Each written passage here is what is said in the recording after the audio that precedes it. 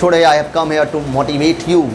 आज मैं आपको मोटिवेट करने आया हूँ इस लॉकडाउन की सिचुएशन में कैसे अपने मन को, अपने माइंड को कैसे खोलना, अनलॉक कैसे करना है and how to make your mind sharp. मेरी बातों को गौर से सुनना पड़ेगा आपको। जब तक सुनोगे नहीं तब तक कुछ पाओगे नहीं।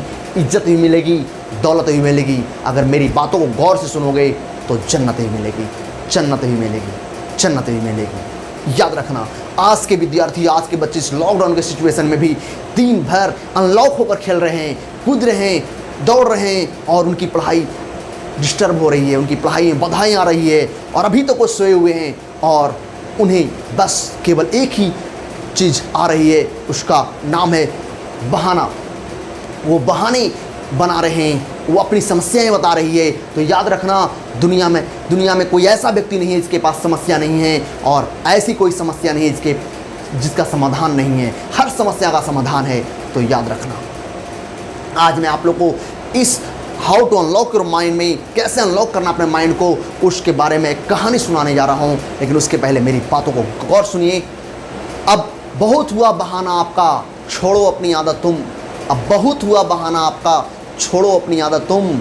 अगर बन न सके तो बिगड़ भी मत जा, लिखो नई इबाबत तुम।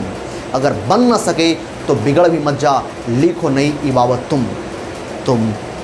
मेरे फ्रेंड्स, जो भी आप देख रहे हैं, सुन रहे हैं, मेरी बातों को गौर से सुनिए। मेरी बातों को गौर से अपने अंदर इंस्पायर करिए, अपने अंदर उसको लीजिए।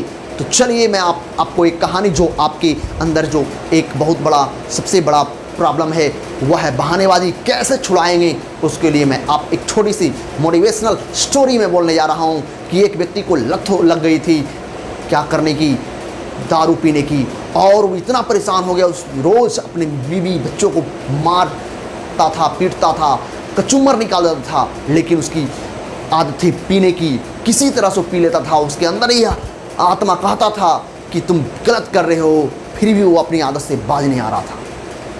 एक दिन एक संत के पास गया, संत से बोला कि हे संत महाराज, मैं तो बहुत कोशिश करता हूँ लेकिन यह दारू जो है मुझे छोड़ ही नहीं रहा है। मुझे कोई ऐसी युक्ति बताइए जो मैं छोड़ सकता हूँ, जिससे मेरी छुटकारा मिल जाए। वह संत बोले, बेटा तुम कल आना, मैं तुम्हें इसकी आदत छुड़ाऊंगा। अगले दिन वह फिर से आया बोलने के लिए कि इससे छुटकारा कैसे मिले, ये मुझे छोड़ ही नहीं रहा है। संत जैसे ही देखते हैं कि वह आ रहा है व्यक्ति, वो निकट आ गया है, जैसे ही वो निकट आता है संत अपने दरवाजे पकड़ कर खड़ा हो जाते हैं। और जैसे ही आते हैं वह चुपचाप खड़ा रहते, कुछ नहीं बोलते हैं। और वह बहुत देर देखता रहता है कि शायद कुछ कर रहे होंगे, लेकिन संत वहाँ से हिलते भी नहीं हैं। अंत में उस पियक्कड़ व्यक्ति को बोलना पड़ जाता है कि महाराज, आप तो मुझे बुलाए थे, लेकिन आप खड़ा हैं क्यों, आप इधर तो आइए। संत बोलते हैं कि क्या कहूँ, इस दरवाजे ने मुझे जकड़ लिया, पकड़ लिया, मुझे छोड़ ही नहीं रहा है। तो संत, पता है, इस बात को बोलते ही पियक्कड़ को गुस्सा आता है।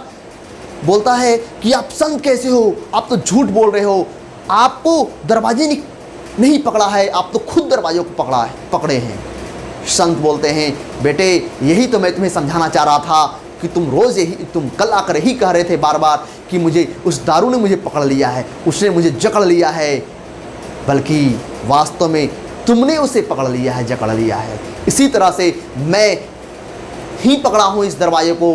अगर मैं चाहूँगा तो इस दरवाजे को छोड़ सकता हूँ, अगर तुम चाहोगे तो छोड़ सकते हो। इसलिए बहानेबाजी करना बंद करो। बहुत हुई बहाने आपके, छोड़ो अपनी आदत तुम। अगर बन ना सके तो मत बिगड़ो, बन ना सके तो मत बिगड़ो, लिखो नई इबाबत तुम। बहुत अच्छी बात मैं कही है आपको, इसलिए आप पहले जागिए, सबसे पहले सुबह उठिए और पहले एक नई रूपरेखा बनाइए, दिन भर की डेली रूटीन बनाइए। मुझे क्या करना है और क्या सही मैं कर रहा हूँ, क्या गलत मैं कर रहा हूँ। कुछ तो है जो गलत कर रहे हैं। चाणक्य महाराज ने तो स्पष्ट कहा है हम लोग को कि अगर विद्या पाना है तो सुख की लालसा छोड़ दो, अगर सुख चाहना है तो विद्या की लालसा छोड़ दो, क्योंकि विद्यार्थियों को सुख कहाँ और स्वार्थियों को विद्या कहाँ। तो अगर आप वास्तव में विद्यार्थी बनना चाहते हैं, वास्तव में अगर धनिक बनना चाहते हैं, तो धन और धनी व्यक्ति वही, धन उसी के पास है, धनवान के पास नहीं, धन उसके पास, इसके पास विद्या है। तो विद्या से बढ़कर कोई धन नहीं होती।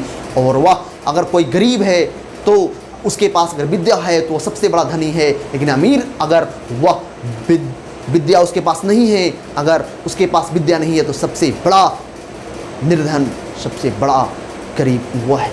इसलिए मेरे भाई जो भी सुन रहे हैं, इस बात को गौर से अपनी आदत छुड़ाने के लिए अप्लाई करें। जब तक आप अपनी आदत नहीं छुड़ाएंगे, अपने छोटे भाई, अपने छोटे बहन या अपने से जूनियर जो हैं आपसे, उनकी आदत कैसे छुड़ाएंगे? सबसे पहले आप अपनी आदत को बदलिए, और आप अपनी आदत बदलिएगा, आपकी लाइफ बदल जाएगी। क्योंकि आप तो सुने होंगे, आप तो जानते ही हैं इस बात को कि मुझे पता है कि आप अपनी भविष्य नहीं बदल सकते हैं, लेकिन आप अपनी आदत बदल सकते हैं, और यही आदत आपकी भविष्य बदल देगी। तैयार हो जाइए, रोज़ पढ़िए और कभी शांत मत बैठिए, क्योंकि जब तक आपके अंदर पसीना नहीं बहेगा, कभी उजाला नहीं आने वाला है। अगर पसीने से नहाओगे, अगर पानी से नहाओगे तो केवल लिबास बदल जाएगी, पसीने से नहाओगे तो इतिहास बदल जाएगी। इतिहास बदलना सीखिए, इतिहास बदलना सीखिए। मुझे उम्मीद है कि आप कल से पढ़ना चालू करने वाले हैं। जो लोग बैठे हैं, सोए हैं, बहुत बहानेबाजी कर रहे हैं, वो जागिए और शुरुआत करिए एक नई रूपरेखा की, क्योंकि दुनिया बदल रही है और मुझे आपको बदलना है।